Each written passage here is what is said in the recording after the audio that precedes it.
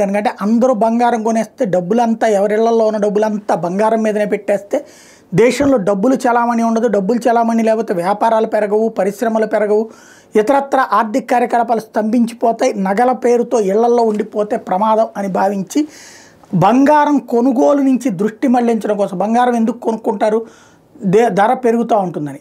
ఆ ధర పెరిగేటటువంటిది ఏదో మేము వడ్డీ రూపంలో ఇస్తుంటాం, మీరు కొనబాకండి అమ్మా, మేము బాండ్లు రిలీజ్ చేస్తాం, ఆ బాండ్ కొనుక్కోండి, ఆ బాండులో వడ్డీ ఇస్తాము అన్నటువంటి చెప్పుకొచ్చినటువంటి కేంద్ర ప్రభుత్వం ఆ వ్యవహారంలో విఫలమైంది. ఎంత ప్రయత్నించినా బంగారం కొనుగోలు ఆగకపోగా ఇంకా పెరుగుతూ వచ్చింది.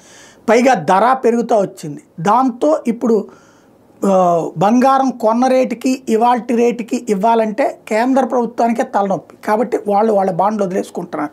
ఇప్పుడు ఇక రాష్ట్ర ప్రభుత్వాలు ఏది మారుతున్న మార్కెట్ పరిస్థితి దృష్ట్యా బుధవారం నుంచి గోల్డ్ మానిటైజేషన్ స్కీమ్ని నిలిపేసింది కేంద్ర ప్రభుత్వం.